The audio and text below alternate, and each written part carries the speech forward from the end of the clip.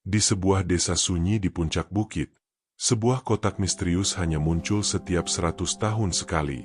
Siapapun yang terpilih harus mempertaruhkan hatinya, bukan hartanya.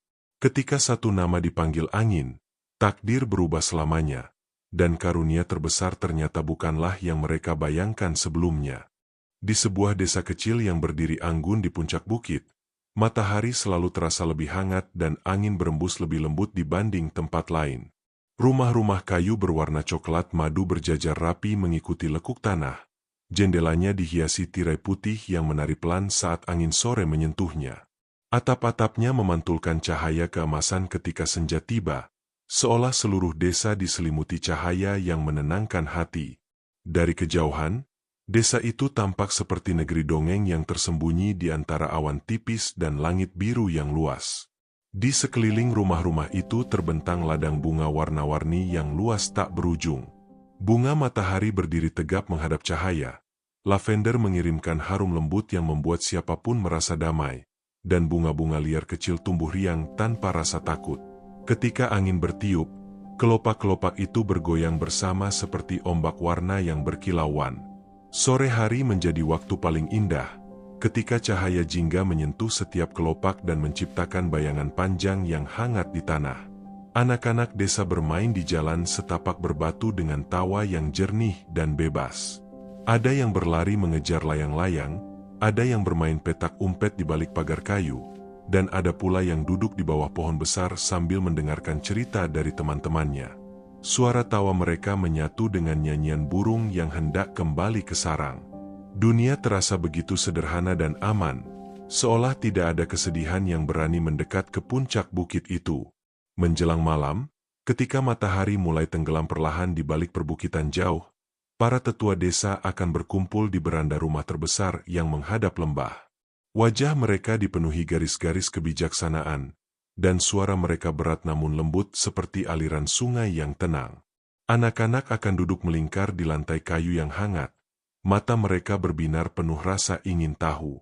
Setiap malam, ada satu cerita yang selalu diminta untuk diulang kembali. Itulah legenda tentang kotak karunia. Sebuah kotak ajaib yang konon muncul setiap 100 tahun sekali di desa atas bukit itu.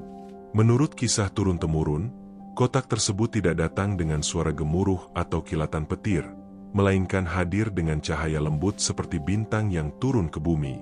Kotak itu dipercaya membawa karunia yang tidak ternilai, tetapi hanya bagi mereka yang memiliki hati tulus dan niat yang bersih. Tak seorang pun tahu di mana tepatnya kotak itu akan muncul. Dan justru misteri itulah yang membuat cerita tersebut terus hidup. Dan malam itu, seperti malam-malam sebelumnya, anak-anak memeluk lutut mereka sambil membayangkan bagaimana rasanya melihat kotak karunia dengan mata kepala sendiri. Angin malam berembus pelan melewati ladang bunga, membawa bisikan harapan yang tak terucap. Di bawah langit yang mulai dipenuhi bintang, desa di atas bukit tetap tenang, seolah menyimpan rahasia besar yang menunggu waktunya untuk terungkap. Malam itu, setelah para tetua selesai mengulang kisah tentang kotak karunia, tidak ada satupun anak yang langsung pulang dengan hati biasa-biasa saja. Udara terasa sedikit berbeda, lebih hening, lebih dalam, seakan bukit itu sendiri sedang menahan napas. Angin berembus pelan menyentuh daun-daun, menciptakan suara gemerisik yang terdengar seperti bisikan kuno. Dan di antara bintang-bintang yang mulai memenuhi langit, anak-anak merasa seolah legenda itu bukan sekadar cerita, melainkan sesuatu yang benar-benar hidup. Menurut para tetua, kotak karunia tidak pernah memilih berdasarkan kekuatan, kecerdikan, atau kekayaan. Ia hanya mengenali getaran hati. Kotak itu, kata mereka, memiliki cahaya yang tidak menyilaukan mata, melainkan menghangatkan dada. Setiap 100 tahun sekali, ketika desa hampir lupa cara bermimpi, kotak itu muncul untuk mengingatkan bahwa harapan adalah warisan paling berharga. Dahulu, pada kemunculannya yang terakhir, seorang penenun tua yang hampir menyerah pada hiduplah yang menemukannya. Bukan karena ia paling pintar, melainkan karena ia tetap menenun selimut untuk anak-anak yatim meski tangannya gemetar. Ketika ia membuka kotak karunia, tidak keluar emas atau permata, melainkan benang-benang cahaya yang menjadikan desanya makmur dan damai selama puluhan tahun. Sejak saat itu, legenda itu menjadi jantung cerita desa. Namun kotak karunia tidak bisa dibuka sembarang orang. Ia membutuhkan kunci, bukan hanya kunci emas yang kasat mata, tetapi kunci yang terbentuk dari keberanian menghadapi ketakutan sendiri. Konon, kunci itu tersembunyi di berbagai sudut desa, muncul hanya kepada mereka yang benar-benar siap. Tidak ada peta, tidak ada petunjuk tertulis. Hanya tanda-tanda halus yang harus dirasakan dengan hati. Beberapa orang dewasa di desa diam-diam berharap merekalah yang akan dipilih saat waktunya tiba. Ada yang mulai berbuat baik karena ingin terlihat tulus. Ada pula yang mendadak rajin membantu tetangga, berharap kotak karunia sedang mengawasi. Tetapi para tetua selalu mengingatkan, kotak itu tidak bisa ditipu. Ia tahu perbedaan antara kebaikan yang tumbuh dan kebaikan yang dipaksakan. Anak-anak mendengarkan semua itu dengan cara yang berbeda. Bagi mereka, legenda itu bukan tentang hadiah, melainkan tentang petualangan. Mereka membayangkan lorong rahasia di bawah ladang bunga, atau cahaya misterius di balik pohon tua di tepi bukit. Imajinasi mereka berlari lebih cepat daripada angin malam, dan dalam hati kecil mereka tumbuh rasa penasaran yang sulit dipadamkan. Di rumah masing-masing, malam itu terasa lebih panjang dari biasanya. Beberapa anak menatap langit dari jendela kayu, bertanya-tanya apakah bintang tertentu adalah pertanda. Ada yang berbisik pada diri sendiri, berjanji akan menjadi lebih baik mulai esok hari. Bahkan desa pun seolah ikut terjaga. Lampu-lampu minyak menyala lebih lama, seakan menunggu sesuatu yang belum tentu datang. Sementara itu, jauh di puncak tertinggi bukit yang jarang dikunjungi siapapun, sebuah cahaya kecil sempat berpendar singkat di antara bebatuan. Tidak terang, tidak pula mencolok, hanya cukup untuk membuat bayangan menari sesaat. Angin berhenti sebentar, lalu kembali berembus seperti biasa. Tidak ada yang melihatnya, tetapi bukit itu tahu. Waktu yang dinanti perlahan semakin dekat. Legenda mengatakan bahwa sebelum kotak karunia muncul, desa akan diuji terlebih dahulu. Bukan dengan badai atau gempa, melainkan dengan pilihan-pilihan kecil sehari-hari. Apakah mereka akan tetap saling membantu? Apakah mereka akan memilih jujur saat tidak ada yang melihat? Ujian terbesar bukanlah teka-teki rumit, melainkan kesetiaan pada kebaikan yang sederhana. Dan di bawah selimut malam yang semakin tebal, desa di atas bukit tertidur dengan satu kesadaran baru, bahwa legenda itu mungkin bukan sekadar kisah lama. Mungkin, sangat mungkin, generasi mereka sedang berdiri di ambang 100 tahun berikutnya. Dan entah siapa, di antara anak-anak yang bermimpi malam itu, hatinya sedang dipersiapkan untuk sebuah karunia yang belum pernah mereka bayangkan sebelumnya. Pagi setelah malam yang dipenuhi bisikan legenda itu datang dengan suasana yang tidak biasa. Kabut tipis menggantung di atas ladang bunga, seolah bukit belum sepenuhnya terbangun dari mimpi panjangnya. Namun di tengah keheningan itu, lonceng tua di balai desa tiba-tiba berdentang 3 kali, pelan, berat, dan menggema hingga ke setiap sudut rumah kayu. Dentangnya bukan seperti panggilan biasa, melainkan seperti suara yang telah menunggu 100 tahun untuk dilepaskan. Warga desa keluar satu persatu dari rumah mereka, masih dengan selimut pagi di bahu dan rasa penasaran di wajah. Anak-anak berhenti bermain dan saling berpandangan. Para tetua berjalan lebih lambat dari biasanya, tetapi mata mereka menyimpan cahaya yang dalam. Di depan balai desa, kepala desa berdiri dengan gulungan perkamen tua di tangannya. Perkamen yang hanya dibuka ketika tanda-tanda kemunculan kotak karunia mulai terasa. Dengan suara yang mantap namun syarat makna, ia mengumumkan bahwa perhitungan 100 tahun telah genap pada malam sebelumnya. Hari ini, katanya, desa kita memasuki masa undian kotak karunia. Suara angin seolah ikut berhenti mendengarkan. Tidak ada sorak-sorai, hanya keheningan penuh harap yang menyelimuti semua orang. Seperti sebelum hujan pertama turun di musim kemarau. Undian itu bukan seperti undian biasa yang menggunakan angka atau keberuntungan semata.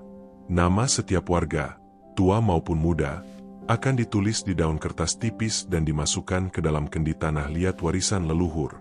Namun yang menentukan bukan tangan manusia. Kendi itu akan diletakkan di tengah ladang bunga saat senja, dan anginlah yang akan memilih satu nama untuk diterbangkan keluar. Mendengar itu, jantung anak-anak berdetak lebih cepat. Sebagian merasa gembira, sebagian lagi merasa takut. Mereka tahu dari cerita para tetua bahwa nama yang terpilih bukan berarti langsung mendapatkan karunia, melainkan mendapatkan kesempatan untuk mencari kunci dan membuktikan hati. Undian hanyalah panggilan pertama, sebuah pintu menuju perjalanan yang jauh lebih dalam. Sepanjang hari itu, desa terasa hidup dengan cara yang berbeda. Ada yang mulai membantu tetangga tanpa diminta. Ada yang menyapu halaman lebih bersih dari biasanya. Bahkan beberapa orang yang jarang tersenyum terlihat lebih ramah. Namun di antara semua perubahan itu, para tetua hanya mengamati dalam diam. Mereka tahu, kota karunia tidak tertarik pada kebaikan yang lahir dari ketergesaan.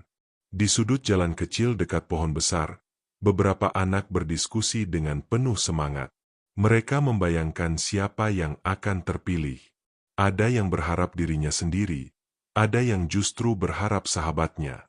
Namun di antara mereka, ada satu anak yang hanya mendengarkan tanpa banyak bicara, Lia. Ia memandangi ladang bunga dengan tatapan jauh, seakan mencoba mendengar sesuatu yang tak terdengar oleh orang lain. Menjelang sore, semua nama telah dimasukkan ke dalam kendi tanah liat. Warga berkumpul mengelilingi ladang bunga yang bergoyang lembut diterpa angin. Langit berubah menjadi jingga keemasan, sama seperti malam-malam ketika legenda diceritakan.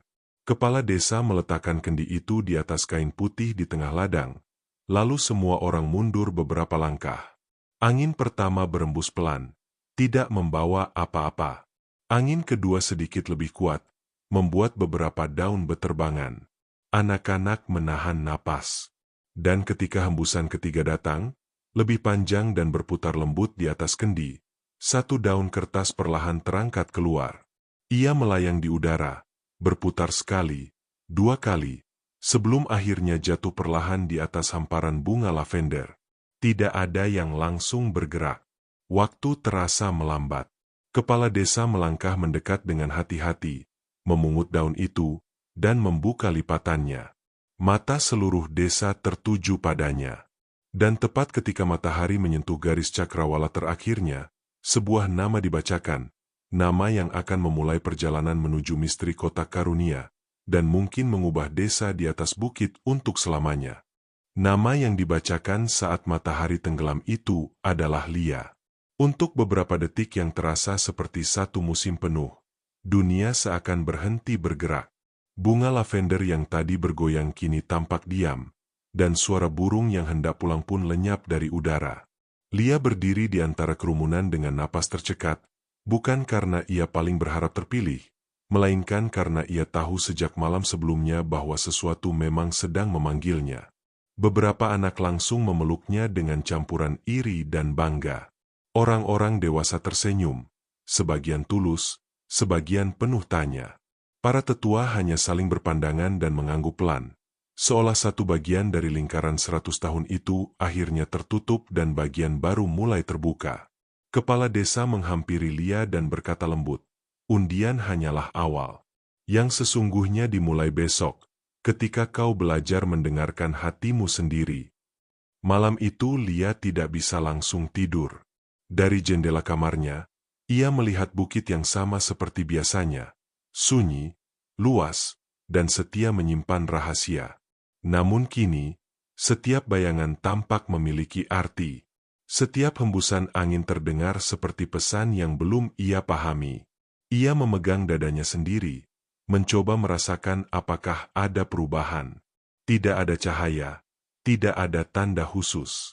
Hanya detak jantung yang sedikit lebih berani dari biasanya.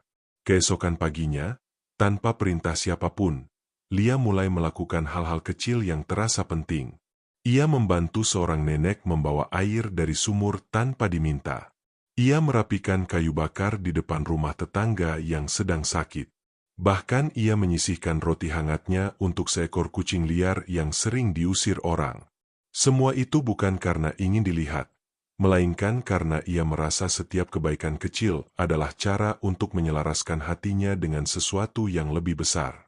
Hari-hari berikutnya berjalan tanpa tanda kunci emas atau petunjuk rahasia.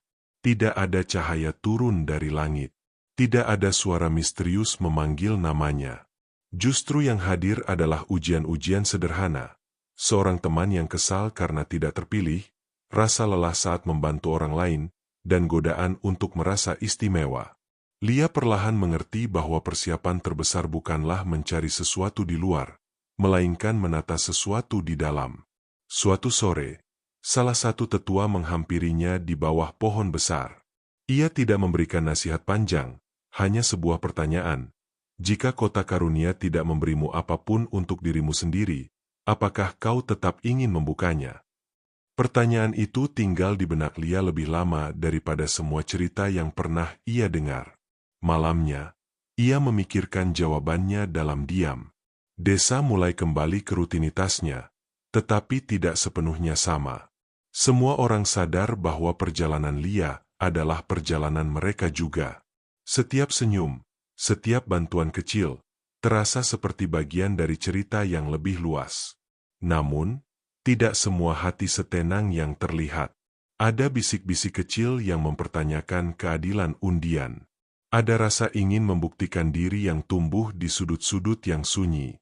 Sementara itu, di puncak bukit yang jarang didatangi, cahaya samar kembali muncul untuk sesaat di antara bebatuan. Kali ini sedikit lebih lama, seperti napas yang ditahan sebelum berbicara. Seekor burung hantu putih yang bertengger di dekatnya mengepakkan sayap pelan, lalu terbang mengitari desa sebelum akhirnya hinggap di atap rumah Lia. Tidak ada yang menyadarinya, kecuali angin yang kembali berembus lebih hangat dari biasanya. Pada hari ke-7 setelah undian, Lia bermimpi. Dalam mimpinya, ia berjalan di ladang bunga yang berubah menjadi lautan cahaya. Di tengahnya berdiri sebuah pintu kecil tanpa dinding, dan di atas pintu itu tergantung sebuah kunci yang tidak menyentuh apapun, melayang dengan tenang.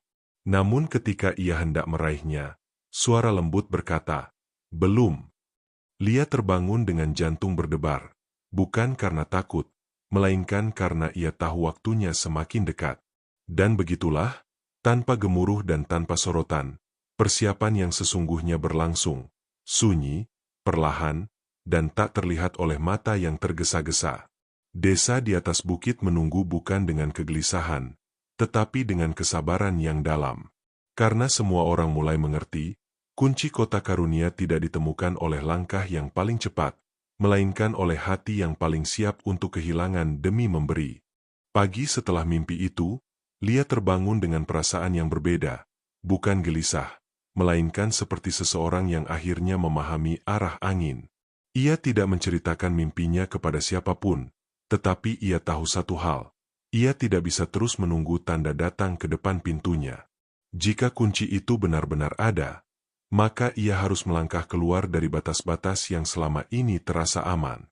Dengan tas kecil berisi roti, botol air, dan selendang rajut pemberian ibunya, Lia berpamitan pada desa. Tidak ada upacara besar, hanya pelukan hangat dan doa yang diselipkan di antara senyum. Para tetua tidak memberi petunjuk arah. Mereka hanya berkata, "Dengarkan yang tidak bersuara, lihat yang tidak terlihat." Kalimat itu terasa seperti teka-teki yang sengaja dibiarkan tanpa jawaban. Langkah pertama membawanya melewati ladang bunga yang selama ini hanya ia lihat dari kejauhan. Dari dekat, ia menyadari bahwa setiap bunga memiliki wajah yang berbeda. Ada yang tegap, ada yang hampir patah, ada yang tetap berdiri meski kelopaknya hilang setengah. Lia berhenti untuk menegakkan beberapa batang yang miring, menyadari bahwa perjalanan ini mungkin bukan tentang seberapa jauh ia berjalan, tetapi tentang apa yang ia lakukan di sepanjang jalan. Ia lalu memasuki hutan kecil di sisi timur bukit, hutan yang dikenal dengan sebutan hutan berbisik. Angin di sana tidak bertiup biasa. Ia bergerak memutar, menyentuh dedaunan hingga menimbulkan suara seperti potongan kalimat yang saling bertabrakan. Untuk sesaat, Lia merasa takut. Setiap bayangan tampak lebih panjang, setiap suara terdengar lebih dekat. Namun ia teringat bahwa keberanian bukanlah ketiadaan rasa takut, melainkan keputusan untuk tetap melangkah meski takut itu ada. Di tengah hutan, ia menemukan seekor rusa kecil yang terjerat tali pemburu lama yang terlupakan. Rusa itu tidak meronta, hanya menatap Lia dengan mata besar yang penuh harap. Tanpa berpikir tentang waktu atau tujuannya, Lia berlutut dan dengan hati-hati melepaskan jerat itu. Tangannya terluka sedikit, tetapi ia tersenyum saat rusa itu akhirnya bebas dan berlari menjauh. Tidak ada cahaya muncul, tidak ada kunci jatuh dari langit. Hanya rasa hangat yang diam-diam mengisi dadanya. Perjalanan berlanjut hingga ia tiba di sungai berkilau yang membelah kaki bukit. Airnya jernih, tetapi arusnya cukup deras. Di tepi sungai, ia melihat seorang anak laki-laki dari desa lain yang tampak ragu menyeberang. Tanpa ragu, Lia mengajaknya mencari batu-batu yang lebih stabil untuk dijadikan pijakan bersama. Mereka menyeberang perlahan, saling membantu menjaga keseimbangan. Saat sampai di seberang, anak itu hanya mengangguk terima kasih sebelum berlari pergi. Lagi-lagi, tidak ada tanda kunci. Menjelang senja, kelelahan mulai menyentuh langkahnya. Ia sempat duduk di atas batu besar, memandang matahari yang perlahan turun. Dalam hatinya muncul pertanyaan kecil. Apakah ia berjalan ke arah yang benar? Apakah ia melewatkan sesuatu? Namun saat ia memejamkan mata, ia teringat mimpi tentang pintu tanpa dinding.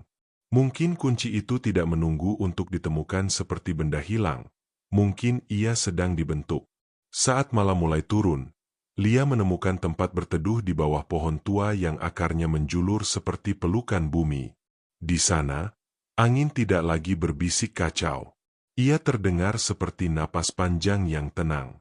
Lia menyandarkan punggungnya pada batang pohon dan menatap langit yang mulai dipenuhi bintang.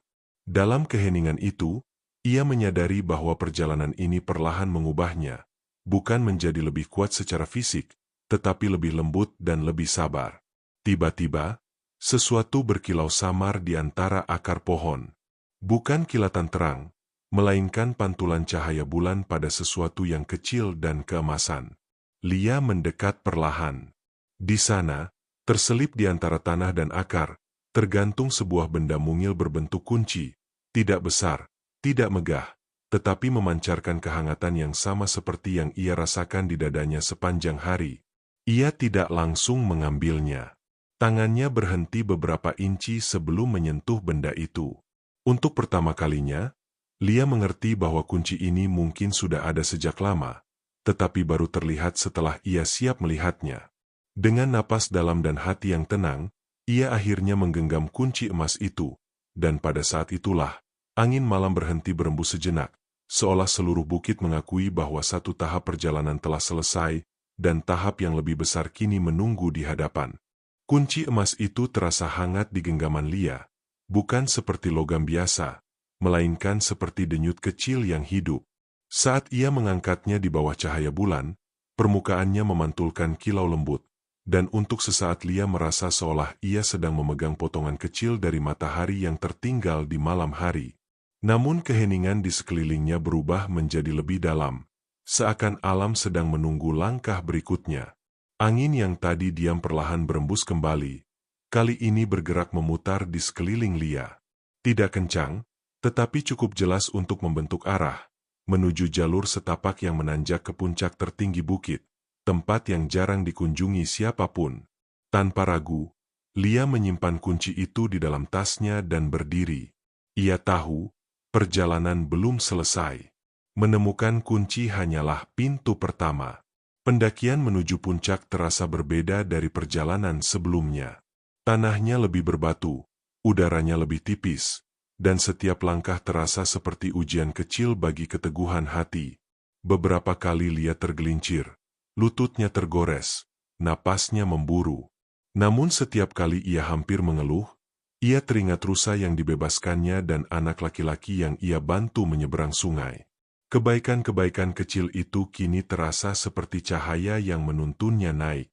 Saat fajar mulai menyingsing, Lia akhirnya tiba di puncak. Tidak ada istana megah atau gerbang emas di sana. Hanya hamparan batu besar yang tersusun alami, membentuk lingkaran seperti tempat pertemuan rahasia. Di tengah lingkaran itu berdiri sebuah kotak kayu sederhana. Ukurannya tidak besar, dengan ukiran halus berbentuk bunga dan angin. Kotak itu tidak memancarkan cahaya mencolok. Ia justru tampak tenang, hampir biasa. Namun sebelum Lia melangkah mendekat, bayangan besar melintas di atasnya. Ia menoleh, dan dari balik batu tertinggi muncul sosok yang tidak ia duga. Seekor naga kecil dengan sisik berkilau keperakan, matanya bening seperti embun pagi. Tubuhnya tidak menakutkan, justru tampak bijaksana dan tua meski ukurannya tidak sebesar legenda tentang naga pada umumnya. Aku adalah penjaga yang tidak memilih. Suara naga itu lembut, namun bergema seperti suara yang datang dari dalam tanah. Kunci di tanganmu membawamu ke sini. Tetapi yang membuka kotak bukanlah kunci itu. Lia terdiam, merasakan campuran takut dan takjub. Ia tidak melangkah mundur. Ia hanya menunduk hormat, seperti yang diajarkan para tetua ketika bertemu sesuatu yang lebih tua dari usia manusia. Naga itu kemudian mengajukan pertanyaan, bukan dengan nada menguji, melainkan dengan rasa ingin tahu yang tulus. Jika karunia di dalam kotak ini menghapus segala kesedihanmu, tetapi memindahkannya ke orang lain, apakah kau tetap ingin membukanya? Pertanyaan itu menggantung di udara, lebih berat dari batu di sekeliling mereka. Lia memejamkan mata, membayangkan desa, teman-temannya, para tetua, bahkan orang-orang yang pernah merasa iri padanya. Tidak. Jawabnya perlahan. Karunia yang memindahkan beban bukanlah karunia. Itu hanya pertukaran. Suaranya tidak keras, tetapi mantap. Angin di puncak bukit berembus lebih hangat, dan mata naga itu menyipit dalam senyum yang hampir tak terlihat. Pertanyaan kedua datang seperti bisikan. Jika tidak ada yang tahu bahwa kaulah yang membuka kotak ini, dan namamu tidak akan dikenang, apakah kau masih ingin melakukannya? Kali ini Lia tidak butuh waktu lama. Ia teringat semua kebaikan yang ia lakukan tanpa saksi. Jika desa menjadi lebih baik, itu sudah cukup, katanya. Naga kecil itu mengangguk pelan. Sisiknya berkilau lebih terang sejenak sebelum kembali lembut seperti semula. Maka kau telah mengerti, ujarnya. Ia mundur satu langkah, memberi ruang pada Lia untuk mendekati kotak kayu itu. Lingkaran batu di sekitar mereka terasa hidup, seperti jantung bukit yang berdetak perlahan. Dengan tangan yang kini lebih tenang daripada sebelumnya, Lia mengeluarkan kunci emas dari tasnya. Ia berlutut di depan kotak karunia, menyentuh permukaan kayunya yang hangat oleh sinar matahari pagi. Dunia terasa sunyi, tanpa burung, tanpa angin, tanpa suara lain. Dan tepat ketika ia memasukkan kunci itu ke dalam lubangnya, ia sadar bahwa apapun yang akan terjadi setelah ini bukan hanya tentang dirinya, tetapi tentang seluruh desa di atas bukit yang menunggu dalam harap dan doa. Kunci emas itu berputar perlahan di dalam lubang kayu, mengeluarkan bunyi lembut seperti napas panjang yang akhirnya dilepaskan. Tidak ada dentuman keras, tidak ada kilatan menyilaukan. Justru yang terdengar hanyalah suara klik kecil, sederhana, namun terasa menggema hingga ke dasar hati Lia. Udara di puncak bukit berubah menjadi lebih hangat, seperti pagi pertama setelah musim dingin panjang. Lia menatap kotak itu beberapa detik sebelum benar-benar membukanya. Tangannya tidak gemetar lagi. Ia telah melewati rasa takut, keraguan, dan keinginan untuk diakui. Kini yang tersisa hanyalah ketenangan yang jernih. Dengan satu tarikan napas dalam, ia mengangkat penutup kotak karunia. Yang muncul bukanlah emas, bukan pula permata atau benda ajaib seperti yang sering dibayangkan anak-anak desa. Dari dalam kotak itu keluar cahaya lembut berwarna keemasan, seperti kabut tipis yang bercampur sinar fajar. Cahaya itu tidak melonjak ke langit, melainkan mengalir perlahan, menyentuh tangan Lia terlebih dahulu.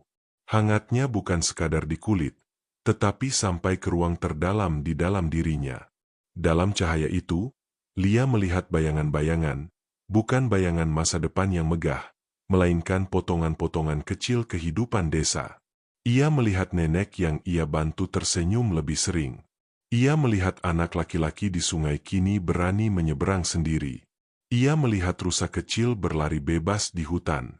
Semua kebaikan kecil yang ia lakukan ternyata bukan hilang begitu saja. Mereka tumbuh, berlipat, dan menyentuh yang lain. Cahaya itu kemudian terangkat perlahan dari kotak, melayang di udara seperti ribuan kunang-kunang emas. Mereka tidak tinggal di puncak bukit. Satu persatu, cahaya-cahaya itu terbang turun melewati lereng, melintasi hutan berbisik, menyentuh sungai berkilau, dan akhirnya mencapai desa di atas bukit. Setiap rumah yang disentuhnya terasa sedikit lebih terang, sedikit lebih hangat. Di desa, warga yang sedang menjalani pagi mereka tiba-tiba merasakan sesuatu yang berbeda. Bukan perubahan besar yang menggemparkan, melainkan rasa damai yang sulit dijelaskan. Seorang ayah yang biasanya mudah marah mendadak memilih memeluk anaknya lebih lama. Seorang tetangga yang lama berselisih menemukan keberanian untuk meminta maaf. Seolah-olah sesuatu yang lama terkunci dalam hati mereka kini terbuka perlahan. Di puncak bukit, Lia menyadari bahwa isi kotak karunia bukanlah hadiah untuk dirinya sendiri. Ia adalah pengingat bahwa kebaikan yang tulus memiliki daya yang tidak terlihat, tetapi nyata. Naga kecil di sampingnya menatap dengan mata penuh kebijaksanaan. Karunia sejati, katanya lembut, bukan apa yang kau simpan, melainkan apa yang kau lepaskan. Kotak kayu itu kini kosong, tetapi bukan dalam arti kehilangan. Ia terasa ringan, seperti telah menyelesaikan tugasnya. Ukiran bunga dan angin di permukaannya tampak lebih jelas, seakan bersinar dari dalam. Lia menutupnya kembali dengan perlahan, menyadari bahwa legenda yang ia dengar sejak kecil kini menjadi bagian dari hidupnya sendiri. Namun ada satu hal terakhir yang terjadi. Sebelum Lia berdiri, cahaya kecil yang tersisa di dalam kotak berubah menjadi serpihan tipis dan masuk ke dalam kunci emas di tangannya. Kunci itu tidak lagi berkilau terang, melainkan menjadi sederhana, seperti kunci biasa. Lia mengerti bahwa tugasnya bukan untuk menyimpan benda itu sebagai simbol kebanggaan, melainkan untuk mengembalikannya pada desa sebagai bagian dari siklus yang akan datang. Ketika ia mulai berjalan turun dari puncak, matahari telah sepenuhnya terbit, menyinari desa di atas bukit dengan cahaya yang terasa lebih hidup dari sebelumnya. Lia tidak membawa peti harta, tidak pula mahkota kemenangan. Ia hanya membawa pemahaman baru, bahwa karunia terbesar bukanlah sesuatu yang diterima, melainkan sesuatu yang mengalir, dan hari itu, seluruh desa telah merasakannya. Saat Lia menuruni lereng terakhir menuju desa, langkahnya terasa lebih ringan daripada ketika ia berangkat. Bukan karena jalan menurun, melainkan karena hatinya tidak lagi membawa pertanyaan. Angin pagi menyambutnya seperti sahabat lama, menggerakkan ladang bunga dalam gelombang warna yang hangat. Desa di atas bukit tampak sama seperti kemarin, rumah kayu, pagar sederhana, asap tipis dari dapur. Namun ada sesuatu yang sulit dijelaskan, semuanya terasa lebih hidup. Beberapa warga yang melihat Lia kembali tidak langsung bertanya apa yang ia dapatkan. Mereka hanya menatapnya dengan senyum yang berbeda, senyum yang penuh kedamaian. Seolah tanpa perlu penjelasan panjang, mereka telah merasakan perubahan itu lebih dulu. Anak-anak berlari menyambutnya, bukan untuk melihat harta, tetapi untuk memastikan ia baik-baik saja. Dan Lia hanya mengangguk pelan, seakan berkata bahwa perjalanan itu bukan miliknya seorang. Di balai desa, para tetua telah menunggu. Lia menyerahkan kembali kunci emas yang kini tampak sederhana. Tidak lagi berkilau seperti malam sebelumnya. Salah satu tetua memegangnya dengan hati-hati, lalu tersenyum. Begitulah seharusnya, katanya lembut. Karunia yang sejati tidak perlu bersinar terang untuk membuktikan nilainya. Hari itu berlalu tanpa perayaan besar. Tidak ada pesta megah, tidak ada tabuhan drum. Namun di setiap sudut desa, sesuatu berubah perlahan. Orang-orang saling menyapa lebih hangat. Mereka bekerja bukan karena kewajiban, melainkan karena rasa memiliki yang tumbuh lebih kuat. Ladang bunga tampak mekar lebih penuh, seakan ikut merasakan apa yang terjadi di puncak bukit. Menjelang senja, Lia duduk di bawah pohon besar tempat ia sering bermain sejak kecil. Ia memandangi langit yang kembali berubah jingga keemasan. Kini ia mengerti bahwa legenda kota karunia bukanlah tentang satu orang yang terpilih, melainkan tentang seluruh desa yang belajar kembali arti ketulusan. Undian hanyalah cara untuk memulai cerita, bukan untuk mengakhirinya. Malam turun perlahan, membawa udara yang sejuk dan tenang. Anak-anak kembali berkumpul di beranda rumah terbesar, meminta para tetua menceritakan legenda sekali lagi. Namun kali ini, ada perbedaan kecil. Saat kisah itu sampai pada bagian tentang kunci dan cahaya lembut, beberapa anak saling tersenyum. Mereka tahu bahwa cerita itu bukan lagi dongeng lama semata, melainkan bagian dari ingatan hidup desa. Di dalam rumahnya, Lia berbaring di tempat tidur kayu sederhana. Tidak ada mahkota di kepalanya. Tidak ada tanda bahwa ia baru saja melakukan sesuatu yang luar biasa. Hanya selimut hangat dan suara jangkrik di luar jendela. Ia memejamkan mata dengan hati yang penuh, bukan karena ia telah mendapatkan sesuatu, tetapi karena ia telah melepaskan sesuatu. Di puncak bukit yang sunyi, lingkaran batu tetap berdiri seperti biasa. Kota kayu itu kini tertutup rapat, menyatu dengan tanah dan waktu. Naga kecil penjaga tidak terlihat lagi, mungkin kembali menjadi bagian dari angin atau cahaya pagi. Namun bukit itu menyimpan satu rahasia. Ketika 100 tahun berikutnya tiba, legenda akan bangun kembali, dan desa akan kembali diuji oleh pilihan-pilihan kecil yang sederhana. Sebelum benar-benar terlelap, Lia tersenyum tipis. Ia tahu bahwa karunia tidak berhenti hari itu. Ia akan terus hidup dalam setiap tindakan baik yang dilakukan tanpa pamrih. Di luar, bintang-bintang bersinar lembut di atas desa di atas bukit, seperti penjaga malam yang setia. Dan akhirnya, desa kecil itu tidur dengan nyenyak, bukan karena tidak ada lagi misteri, melainkan karena mereka telah berdamai dengan maknanya. Angin berembus pelan, membawa bisikan harapan ke setiap jendela kayu. Sementara di langit yang tenang, bulan menggantung seperti lentera perak, menyaksikan sebuah desa yang telah menemukan bahwa karunia terbesar bukanlah apa yang diterima, tetapi apa yang dibagikan dengan tulus. Hari-hari setelah terbukanya kota karunia tidak dipenuhi keajaiban yang mencolok, tetapi oleh perubahan-perubahan kecil yang terasa seperti denyut lembut di nadi desa. Desa di atas bukit tetap bangun dengan kokok ayam dan tidur dengan nyanyian jangkrik, namun kini setiap orang berjalan dengan kesadaran baru, bahwa mereka pernah disentuh oleh sesuatu yang tak kasat mata namun nyata. Dan kesadaran itu seperti api kecil yang dijaga bersama. Lia kembali pada rutinitasnya sebagai anak desa. Ia membantu menjemur hasil panen, belajar menenun dari para tetua, dan tetap bermain di ladang bunga bersama teman-temannya.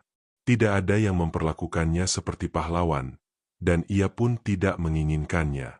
Namun kadang-kadang, ketika angin berembus dari arah puncak bukit, ia merasakan getaran halus di dalam dadanya, seolah bukit itu masih mengingat namanya. Kunci emas yang telah berubah sederhana kini disimpan di balai desa, bukan di tempat tertutup, melainkan tergantung di dinding kayu yang bisa dilihat siapa saja. Para tetua sepakat bahwa kunci itu bukan simbol kemenangan, melainkan pengingat. Anak-anak sering berdiri di depannya, membayangkan 100 tahun mendatang, bertanya-tanya siapa yang akan berdiri di posisi Lia suatu hari nanti. Musim berganti. Bunga-bunga yang dulu mekar ranum perlahan gugur, digantikan tunas-tunas baru yang segar. Hutan berbisik tetap mengeluarkan suara misteriusnya, sungai berkilau tetap mengalir, dan puncak bukit tetap berdiri diam seperti penjaga waktu. Namun desa kini memahami bahwa legenda bukan sekadar cerita untuk mengisi malam, ia adalah cermin untuk melihat diri sendiri. Suatu sore, seorang anak kecil bertanya pada Lia, "Apakah kau takut saat membuka kotak itu?" Lia tersenyum dan menjawab, "Aku takut sebelum membuka. Tapi saat membukanya, yang tersisa hanya kejujuran." Anak itu mengangguk, mungkin belum sepenuhnya mengerti, tetapi benih pertanyaan itu sudah tertanam di hatinya. Tahun-tahun berlalu, dan kisah tentang Lia menjadi bagian dari cerita yang diceritakan ulang oleh generasi berikutnya. Namun para tetua selalu menekankan satu hal, bukan tentang siapa yang membuka kotak, tetapi tentang bagaimana seluruh desa memilih untuk berubah setelahnya. Itulah karunia yang sesungguhnya, bukan cahaya yang turun dari langit, melainkan cahaya yang tumbuh dari dalam. Kadang-kadang, pada malam tertentu ketika bulan penuh menggantung rendah, beberapa warga mengaku melihat kilau samar di puncak bukit. Tidak ada yang mendakinya lagi untuk mencari sesuatu. Mereka sudah tahu bahwa karunia tidak bisa dipaksa hadir sebelum waktunya. 100 tahun adalah waktu yang panjang bagi manusia, tetapi hanya satu tarikan napas bagi bukit yang telah berdiri sejak lama. Lia tumbuh menjadi remaja, lalu dewasa, dan tetap tinggal di desa yang ia cintai. Ia tidak pernah mengklaim dirinya istimewa. Ia hanya menjalani hidup dengan kesadaran bahwa setiap pilihan kecil memiliki gema yang panjang. Ia mengajarkan anak-anak bahwa keberanian terbesar bukanlah menantang naga, tetapi menantang ego sendiri. Dan jauh di masa depan, ketika generasi baru duduk melingkar di lantai kayu yang hangat, mendengarkan legenda tentang kota karunia, cerita itu tidak terdengar seperti dongeng yang mustahil. Ia terdengar seperti janji. Janji bahwa setiap 100 tahun, desa akan diberi kesempatan untuk mengingat siapa mereka sebenarnya. Di bawah langit malam yang luas, desa di atas bukit terus berdenyut dalam irama kebaikan yang diwariskan dari hati ke hati. Kotak itu mungkin tertutup rapat di puncak sunyi, tetapi karunianya tidak pernah benar-benar pergi. Ia hidup dalam setiap tangan yang menolong, setiap kata yang jujur, dan setiap hati yang memilih untuk memberi tanpa meminta kembali. Dan begitulah, legenda itu tidak pernah benar-benar berakhir. Ia hanya menunggu untuk diceritakan lagi. Waktu terus berjalan seperti sungai yang tak pernah lelah mengalir. Desa di atas bukit tetap berdiri di punggung angin, memeluk matahari setiap pagi dan menyerahkannya kembali pada senja setiap sore. Namun jauh di dalam tanah yang menopang desa itu, seolah ada denyut halus yang terus mengingatkan bahwa legenda kota karunia bukanlah kisah masa lalu, melainkan napas yang masih berlangsung. Anak-anak yang dulu mendengar cerita dari para tetua kini telah tumbuh dan memiliki anak-anak mereka sendiri. Mereka duduk di beranda yang sama, di lantai kayu yang sama, dan menceritakan kisah tentang Lia dengan cara yang sedikit berbeda, lebih lembut, lebih dalam. Bukan lagi tentang cahaya ajaib atau naga penjaga semata, tetapi tentang pilihan-pilihan kecil yang menentukan arah kehidupan. Lia sendiri, yang rambutnya kini mulai dihiasi helaian perak, sering duduk di dekat jendela rumahnya saat malam turun. Ia tidak pernah merasa menjadi pusat legenda. Baginya, semua itu adalah perjalanan yang membentuknya menjadi seseorang yang lebih peka pada dunia. Ia tahu bahwa kota karunia telah menutup dirinya kembali, tetapi karunianya terus bekerja dalam cara-cara yang tak terlihat. Suatu malam, ketika bulan menggantung bulat dan besar, angin kembali bertiup dengan pola yang berbeda. Tidak kencang, tidak pula dingin, hanya terasa seperti sentuhan lama yang kembali menyapa. Beberapa warga yang peka pada perubahan itu saling berpandangan. Mereka tidak panik, tidak pula berspekulasi. Mereka hanya tersenyum kecil, seperti seseorang yang mengenali suara langkah sahabat lama. Di puncak bukit, lingkaran batu masih berdiri dalam diamnya yang agung. Rumput tumbuh di sela-selanya, dan embun pagi sering bertahan lebih lama di sana. Tidak ada yang melihatnya secara langsung, tetapi suatu malam, seekor burung hantu putih terbang mengitari lingkaran itu 3 kali sebelum menghilang ke dalam gelap. Tanda-tanda kecil, seperti dahulu, mulai berdenyut kembali. Namun kali ini desa tidak lagi menunggu dengan rasa ingin memiliki. Mereka menunggu dengan kesiapan untuk memberi. Itulah perubahan terbesar yang diwariskan oleh peristiwa 100 tahun sebelumnya. Kota karunia bukan lagi dipandang sebagai sumber hadiah, melainkan sebagai cermin hati seluruh desa. Seorang anak kecil bernama Aruna, yang belum lama belajar berjalan, sering menunjuk ke arah bukit setiap kali senja datang. Ia tertawa kecil seolah melihat sesuatu yang tidak dilihat orang dewasa. Lia yang menyaksikannya hanya tersenyum. Ia tidak merasa perlu menjelaskan apapun. Ia tahu bahwa legenda selalu memilih waktunya sendiri untuk berbicara. Musim demi musim berlalu lagi, dan bisikan tentang genapnya hitungan 100 tahun berikutnya mulai terdengar dalam percakapan yang lebih sunyi.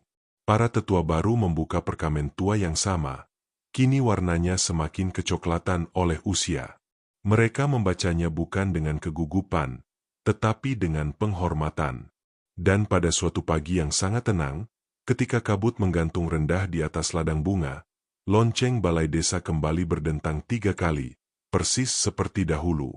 Namun kali ini, bunyinya tidak terdengar seperti awal dari petualangan yang asing. Ia terdengar seperti kelanjutan dari kisah yang memang tak pernah benar-benar berakhir. Karena di desa di atas bukit, legenda kotak karunia bukan sekadar tentang satu kotak, satu kunci, atau satu nama yang terpilih.